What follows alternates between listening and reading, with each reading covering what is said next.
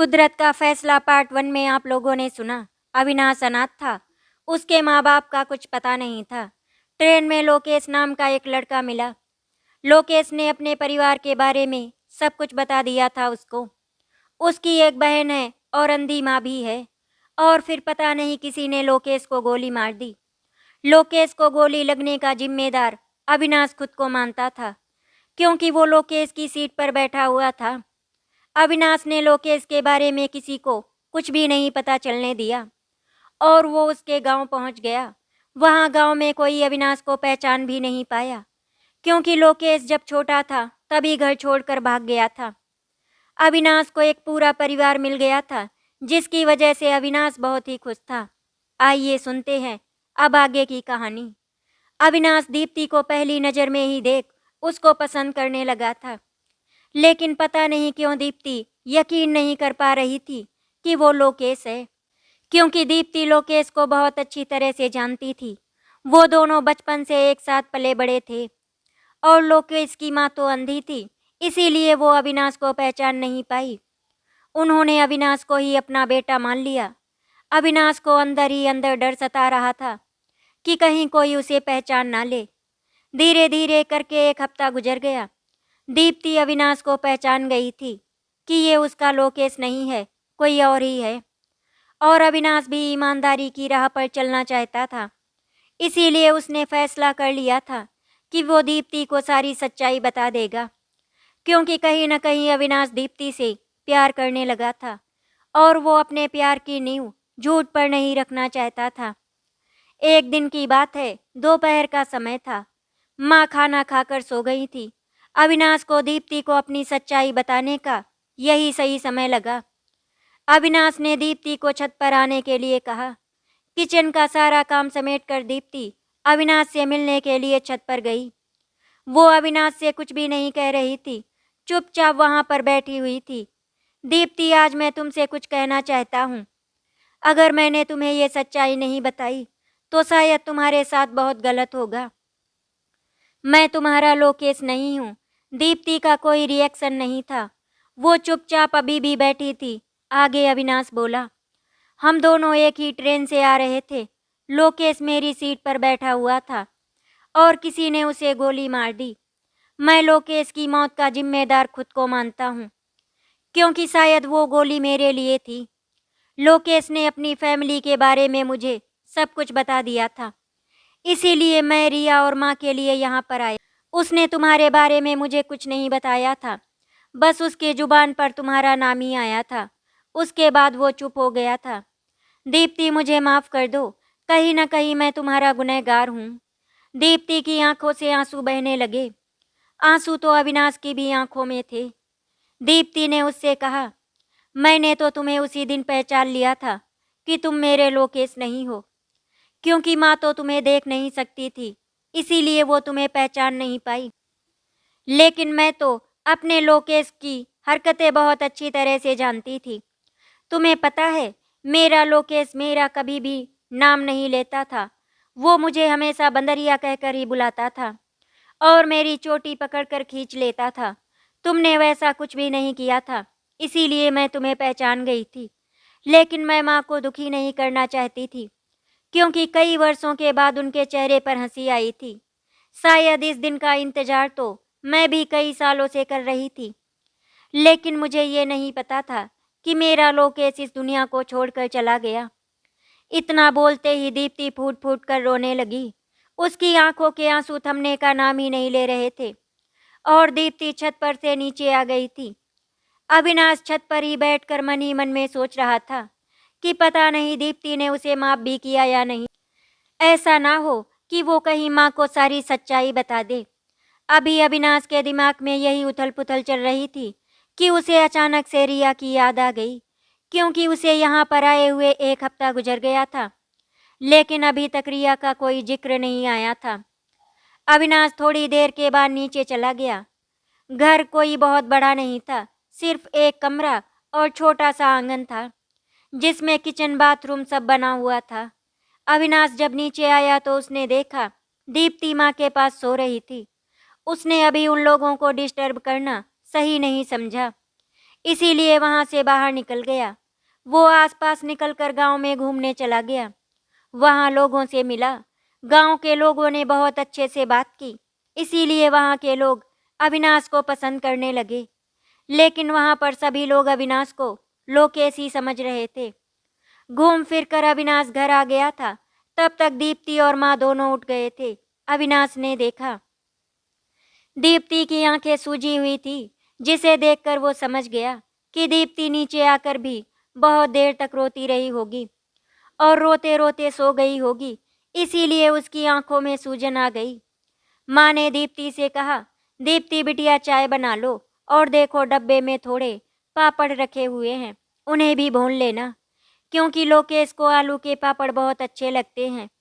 तुमको तो पता है ना, तुम्हारे सारे पापड़ वो छीन कर खा जाया करता था। तुम दोनों आलू के पापड़ के लिए आपस में कितना झगड़ा किया करते थे। ये सुनते ही दीप्ति की आंखों में फिर से आंसू आ गए, जो अविनाश को बिल्कुल भी अच्छे नहीं लगते थे। अविनाश ने कहा, माँ पुरानी बातें मत याद दिलाया करो, मुझे अच्छा नहीं लगता, क्योंकि मैंने आप लोगों को और दीप्ति को बहुत परेशान किया है। इसीलिए अब मैं वो पुरानी बातें नहीं सुनना चाहता। माँ, अब मैं बहुत अच्छा बन गया हूँ और फिर अब तो मैं काम भी करने लगा हूँ, इसीलिए मैं बहुत सारे रुपए कमा कर लाया हूँ। तुम देखना, मैं सब कुछ सही कर दूंगा। अच्छा माँ, एक बात बताओ, जब से मैं यहाँ पर आया हूँ तब से अभी तक मैं रिया को नहीं देखा। क्या रिया अभी भी मामा के घर पर है? वो घर पर नहीं आती है क्या? पिताजी के देहांत होने के बाद भी मामा ने उसे घर पर नहीं भेजा क्या? रिया का नाम सुनते ही माँ फूट फूट कर रोने लगी। बेटा, रिया के बारे में मैं क्या ही बताऊं। तेरे पापा के गुजर जाने के बाद तेरे मामा ने रिया को बहुत परेशान किया और तेरी मामी ने रिया को घर की नौकरानी बनाकर रखा हुआ था। घर का सारा काम उसी से करवाती थी। और फिर एक दिन, इतना बोलते बोलते माँ चुप हो गई। तब तक दीप्ति चाय लेकर आ गई थी। फिर उसके आगे दीप्ति ने बताया, क्योंकि दीप्ति समझ गई थी कि इसके आगे माँ कुछ भी बोल नहीं पाएंगी। वैसे तो दीप्ति अविनाश से बात नहीं करती थी, लेकिन रिया के बारे में अविनाश को बताना उसे सही समझा, क्योंकि अविनाश के आ जाने से दीप्ति के अंदर भी एक उम्मीद जाग गई थी कि वो रिया को बचा सकती है। दीप्ति ने बताया, जब पापा का देहांत हुआ था तो मामा और मामी रिया को साथ में लेकर आए थे, और फिर जब दोनों 5 दिनों के बाद रिया को घर वापस ले जाने लगे तो मैंने उनसे कहा कि कुछ दिनों के लिए रिया को अभी यहीं पर छोड़ दो, क्योंकि इस समय माँ को भी रिया की ज़रूरत है। और रिया भी उस समय बहुत ही फूट फूट कर रो रही थी। वो वापस नहीं जाना चाहती थी। ये सुनकर मामा मामी दोनों बहुत ही ज़्यादा नाराज हो गए। दीप्ति के मुंह से ऐसा सुनकर मामा मामी दोनों ही बहुत ज़्यादा नाराज हो गए और उस पर भड़क कर बोले, तुम कौन होती हो हमारे घर में बीच में बोलने वाली? मामा की ऊंची आवाज़ सुनकर माँ ने उन्हें बहुत डांटा था। पता नहीं थोड़ी सी देर के लिए मामी रिया को लेकर घर से बाहर गईं। उतने में उन्होंने रिया से क्या कहा कि रिया खुद ही मामा मामी के साथ जाने के लिए तैयार हो गई। ये बात मुझे आज तक पता नहीं कि मामी ने रिया से ऐसा क्या कहा था जिसकी वजह से रिया अपनी माँ को इस हालत में छोड़कर चली गई। ये सवाल मुझे अंदर ही अंदर खाए जा रहा था। एक दिन अचानक माँ की तबीयत बहुत ज़्यादा खराब हो गई और वो रिया से मिलने की जिद करने लगी। तो फिर मैंने अपनी एक सहेली को माँ के पास बिठाया और मैं रिया को लेने के लिए मामा मामी के घर चली गई। मैंने मामी के दरवाजे पर खड़ी होकर बहुत देर तक घंटी बजाई, लेकिन किसी ने दरवाज़ा नहीं खोला। मुझे कुछ भी समझ में नहीं आ रहा था कि मैं क्या करूं। रिया के बारे में कैसे पता करूं और उसको घर वापस कैसे ले जाऊं। मैं थोड़ी देर तक वहीं बैठी रही सोचकर कि कभी न कभी तो दरवाज़ा खोलेंगे ही, लेकिन शाम होने को आ रही थी। उन्होंने दरवाज़ा नहीं खोला और मुझे घर वापस भी लौटना था माँ के पास। इसीलिए वहीं पर पास में एक दादी बैठी थी। मैं उनके पास गई और उनसे रिया के बारे में पूछा, तो उन्होंने मुझे रिया के बारे में जो बताया वो सुनकर मेरे पैरों तले से ज़मीन ही खिसक गई।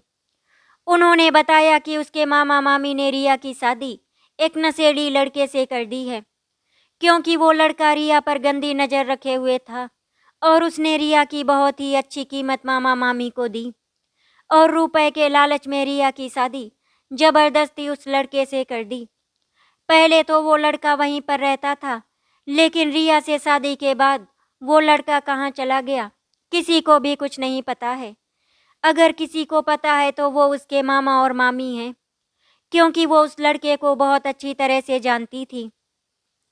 वो उसकी मामी के रिश्तेदारी का लड़का था। ये सुनकर मेरी आंखों में आंसू बहने लगे। मुझे समझ में नहीं आ रहा था कि मैं क्या करूं। अभी थोड़ी देर के बाद वहां से मामा मामी निकले और मैं उनके पास गई। मैंने उनसे रिया के बारे में पूछा तो उन्होंने कुछ नहीं बताया, उल्टे रिया के चरित्र पर ही लांछन लगाने लगे कि वो लड़की भाग गई किसी लड़के के साथ। उन लोगों को कुछ भी नहीं पता है वो कहाँ गई है और क्या कर रही है। और फिर मैं घर वापस आ गई थी, क्योंकि अब वहाँ पर रुकने का कोई मतलब ही नहीं था। लेकिन मैंने वहाँ पर जो दादी थी उनसे कह दिया था कि अगर कभी भी उन्हें रिया या फिर वो लड़का दिखाई दे तो वो उसकी खबर करवा दे। वो दादी बहुत ही अच्छी थी, इसीलिए उन्होंने कहा कि बिटिया रिया या उस लड़के का जैसे ही मुझे कुछ पता चलेगा मैं तुम्हें तुरंत खबर पहुंचा दूंगी, क्योंकि मैं जानती हूँ रिया बिटिया बहुत ही अच्छी है। लेकिन अभी तक वहाँ से कोई खबर नहीं आई है। अब इस समय वहाँ का माहौल बहुत ही ज़्यादा गमगीन हो गया था। सबकी आंखों से आंसू बह रहे थे। माँ, आप बिल्कुल भी चिंता मत करो, अब आपका बेटा वापस आ गया है ना, तो फिर मैं अपनी बहन को भी इस घर में वापस ला कर ही रहूँगा। आप दोनों अपने आंसू पोंछ लीजिए और उस दिन का इंतजार कीजिए जब रिया घर के दरवाजे पर खड़ी होगी और आप उसकी आरती उतार रही होंगी घर में अंदर लाने के लिए। अविनाश की बात सुनकर माँ के चेहरे पर मुस्कान आ गई। उन्हें पक्का यकीन हो गया था कि उनका बेटा रिया को उस नर्क से बचा कर ले आएगा जिस नर्क में उसके मामा मामी ने उसे भेज दिया है। तीनों की चाय पूरी तरह से ठंडी हो गई थी। दीप्ति ने कहा, आप लोग बैठो, मैं चाय गरम करके लाती हूँ। दीप्ति चाय गरम करके ले आई और सभी साथ में बैठकर चाय पीने लगे। तभी अविनाश फिर बोला, माँ, मैं सोच रहा था इस घर को तोड़कर एक छोटा सा घर बनवा लेते हैं। जगह तो अपने पास बहुत है बेटा, जगह होने से क्या फायदा, घर बनाने के लिए रुपए भी तो होने चाहिए ना। माँ, रुपए की चिंता बिल्कुल भी मत करो, आपका बेटा है ना, वो सब कर लेगा। मैं इतने सालों के बाद लौटा हूँ तो इतना तो कमा कर लाया हूँ कि अपना घर बना सकूँ, क्योंकि ये घर मिट्टी का बना हुआ है, इसीलिए ये पूरी तरह से खराब हो चुका है। कब गिर जाए इसका पता नहीं। घर बनने का सुनकर माँ बहुत ही खुश हो गई थी। ठीक है बेटा, जैसा तुम्हें सही लगे वैसा ही कर लो। ये सब दीप्ति को कहीं न कहीं अच्छा तो लग रहा था, लेकिन वो अंदर ही अंदर डर रही थी कि कहीं अविनाश उन्हें धोखा ना दे दे। अविनाश ने घर के बाहर एक तंबू लगा लिया था, जिसमें घर का सारा सामान रख दिया था और घर का काम शुरू हो गया था। धीरे धीरे करके 1.5 महीना गुजर गया और अब मकान पूरी तरह से बनकर तैयार हो चुका था।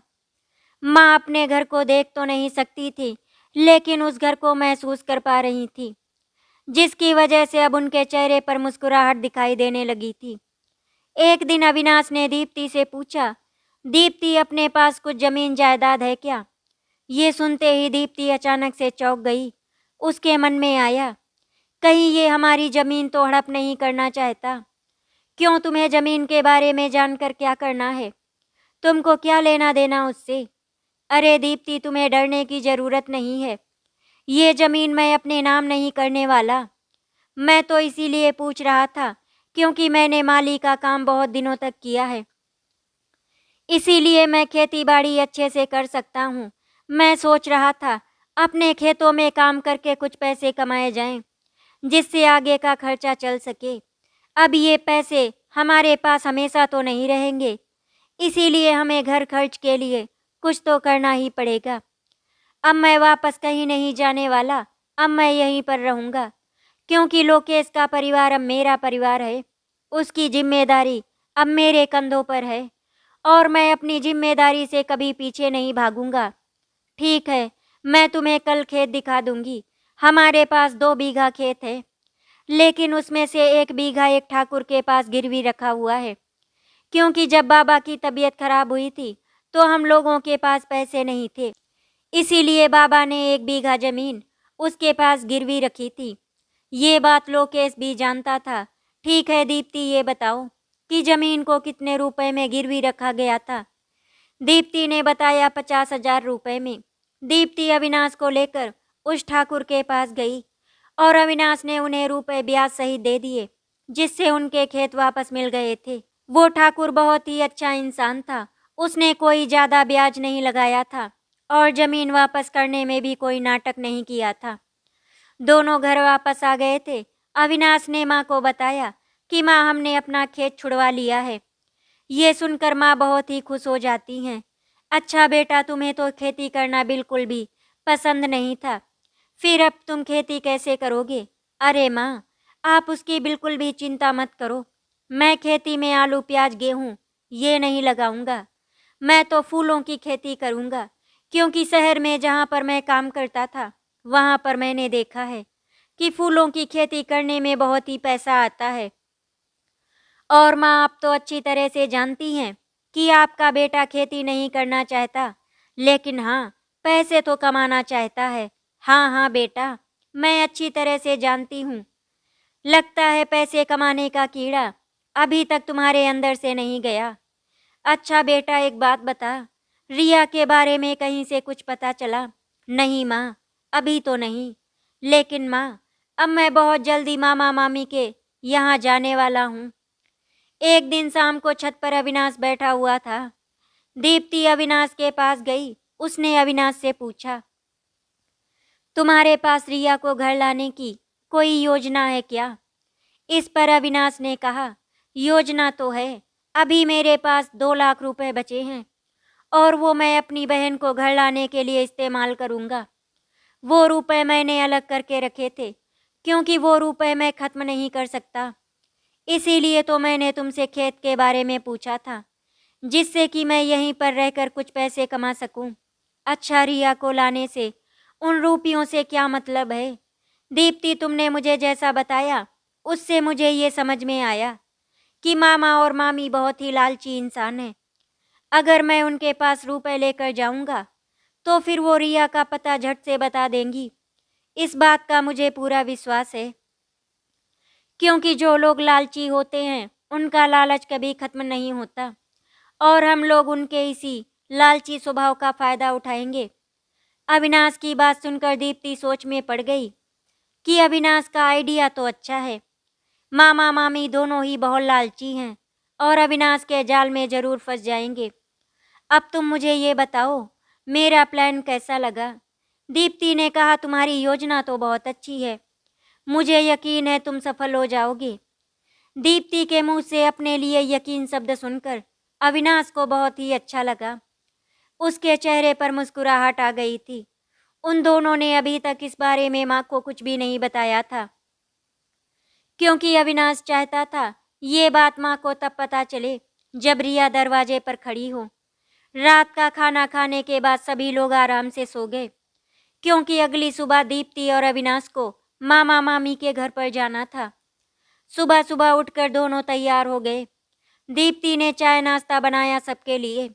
सबने साथ में बैठकर चाय नाश्ता किया।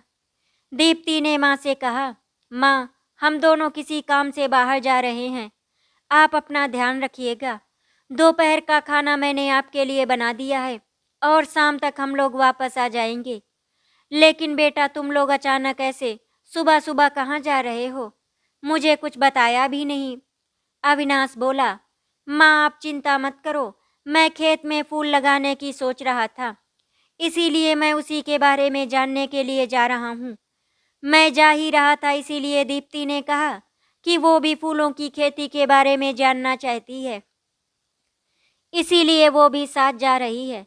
ठीक है बेटा, तुम दोनों आराम से जाना और हो सके तो घर वापस जल्दी आने की कोशिश करना, क्योंकि अकेले मुझे घर पर बिल्कुल भी अच्छा नहीं लगता।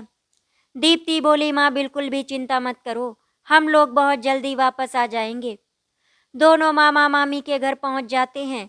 दीप्ति मामी के घर के पास नहीं गई थी, क्योंकि वो अच्छी तरह से जानती थी कि मामी ने अगर उसे देख लिया तो फिर वो दरवाज़ा नहीं खोलेंगे और अविनाश को पहचान नहीं पाएंगी, इसीलिए उसके सामने दरवाज़ा खोल देंगी।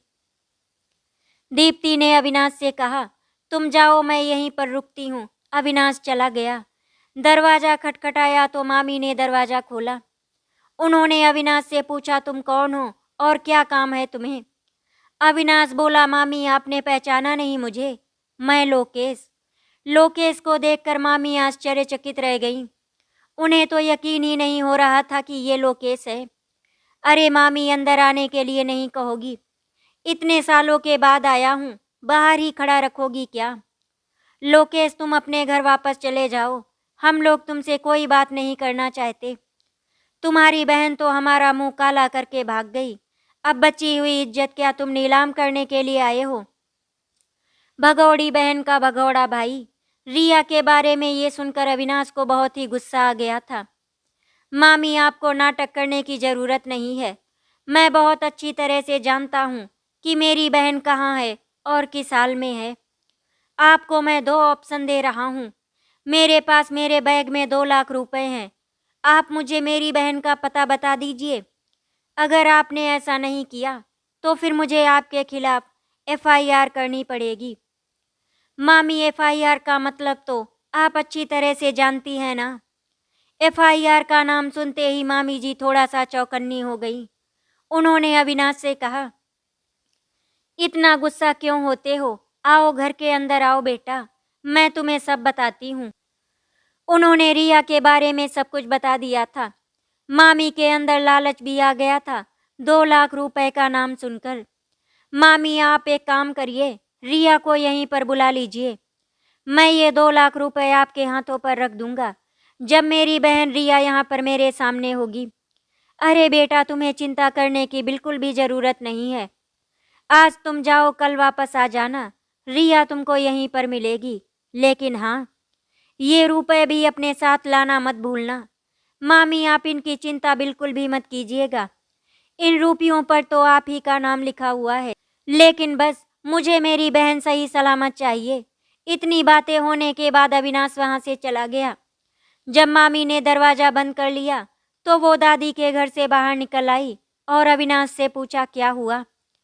मामी ने रिया के बारे में कुछ बताया? हाँ दीप्ति, मामी ने रिया के बारे में बताया है। रिया की शादी उस लड़के से अभी तक नहीं हुई है, क्योंकि उसकी शादी तो पहले ही किसी और लड़की से हो चुकी है। रिया तो वहाँ पर। इसके आगे के शब्द अविनाश अपने मुंह से निकाल नहीं पाया, लेकिन दीप्ति बहुत अच्छी तरह से समझ गई थी आगे की कहानी। मामी ने कल वापस आने के लिए कहा है। उन्होंने कहा है कि कल तक रिया वहाँ पर आ जाएगी। अविनाश और दीप्ति दोनों घर आ जाते हैं। दीप्ति किचन में पहुंचकर फटाफट रात के खाने की तैयारी करने लगती है। उधर मामा जी जब शाम को घर आते हैं तो मामी ने उन्हें सब कुछ बताया। मामा जी बहुत खुश हो गए। अरे ये तो बहुत अच्छा हुआ, हमें 2 लाख रुपए मिल जाएंगे। लेकिन उन्हें तो कुछ पता ही नहीं था कि अविनाश उनके साथ क्या करने वाला है।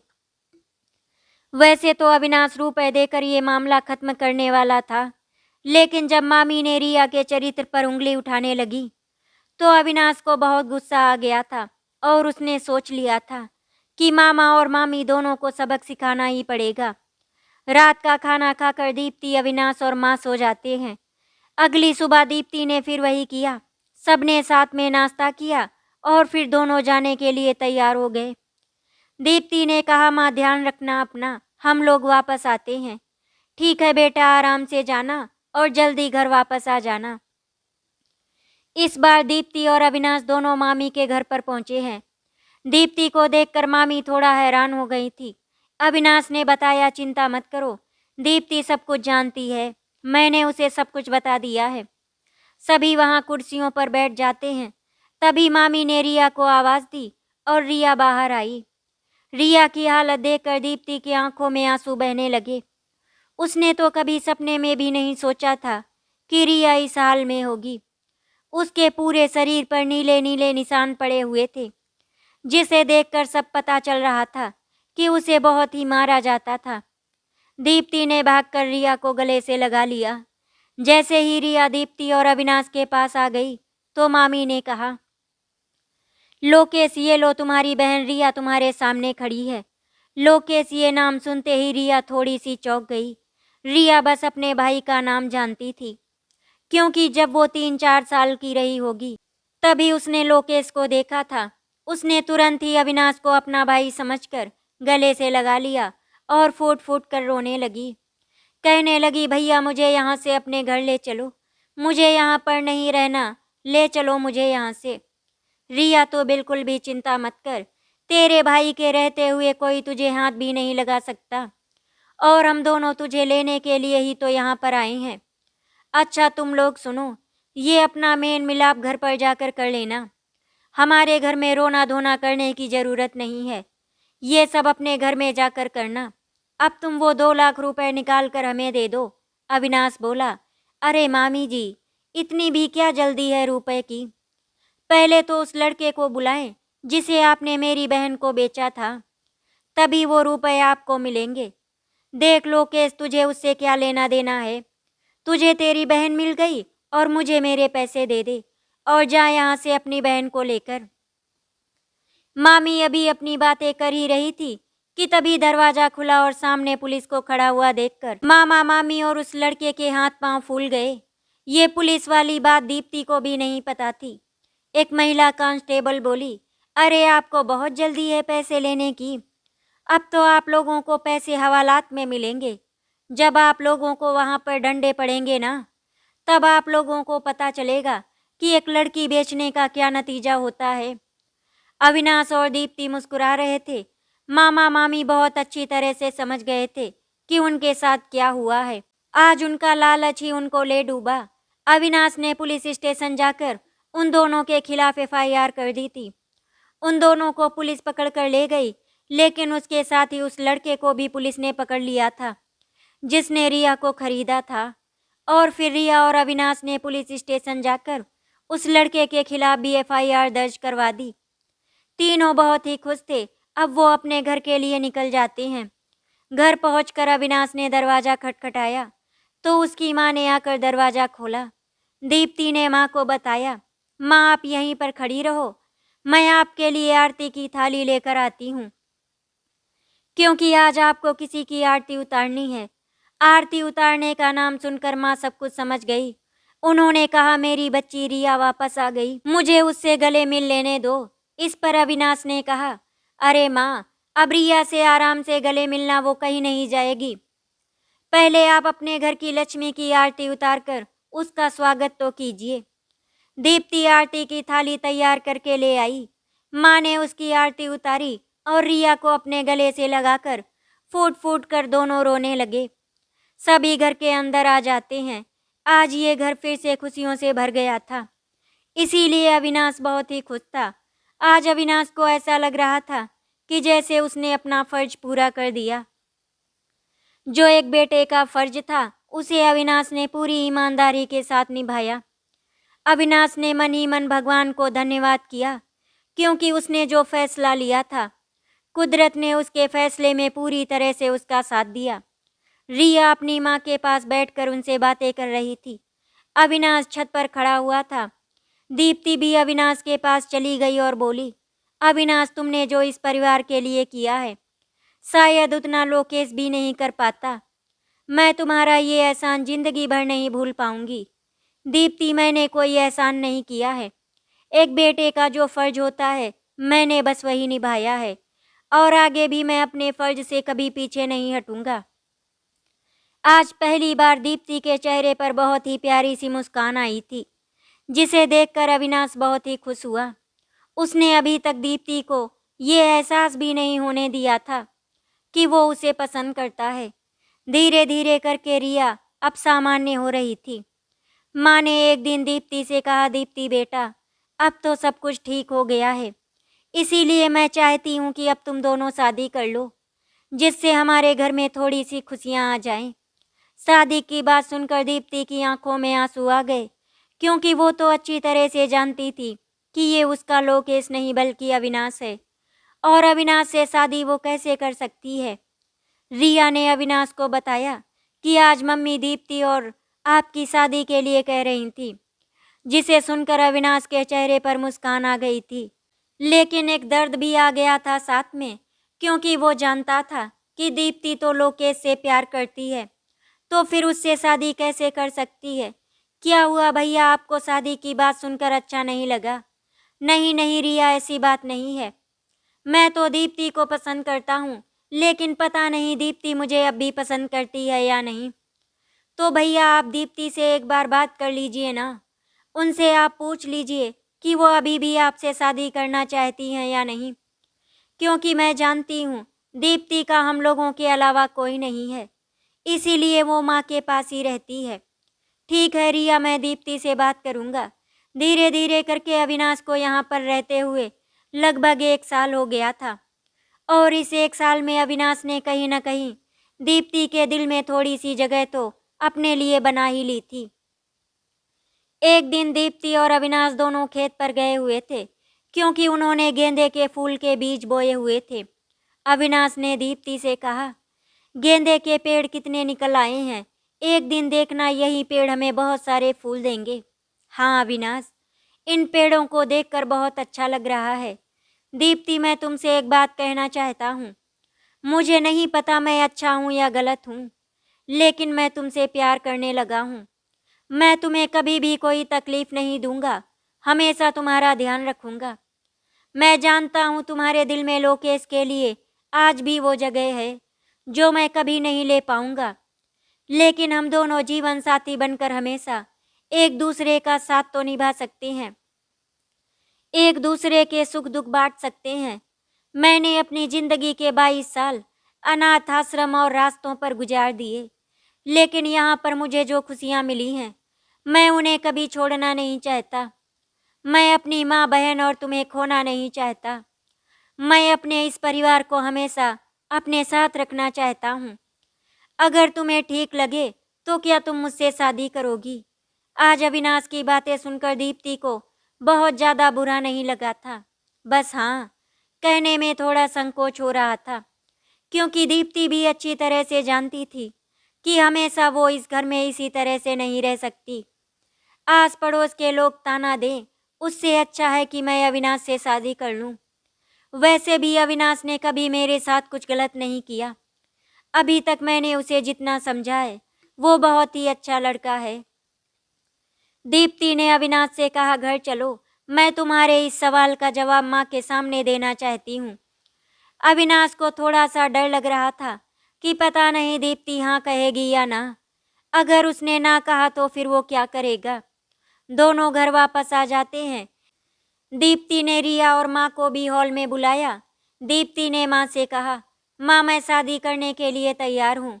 दीप्ति की शादी के लिए हाँ सुनकर सभी लोग बहुत खुश हो जाते हैं। आज अविनाश की खुशियों का कोई ठिकाना नहीं था। आज उसे कुदरत के फैसले पर नाज हो रहा था। गांव में सबको पता चल गया था कि अविनाश और दीप्ति की शादी हो रही है, और सभी लोग उसकी खुशियों में पूरी तरह से शामिल होने के लिए तैयार थे। दोनों की धूमधाम से शादी संपन्न हो जाती है, और अविनाश आज मन ही मन में सोच रहा था कि यहाँ आने का उसका फैसला बिल्कुल सही था। आज अविनाश को अपना पूरा परिवार मिल गया था। वैसे तो ये कहानी पूरी हो गई है, लेकिन अगर आप और इस कहानी को आगे सुनना चाहते हैं तो हमारे चैनल को सब्सक्राइब करें। आशा करती हूँ आपको हमारी कहानी अच्छी लगी होगी। अगर आपको हमारी कहानी अच्छी लगी तो वीडियो को लाइक एंड शेयर करें, चैनल को सब्सक्राइब करें। वीडियो देखने के लिए आपका धन्यवाद।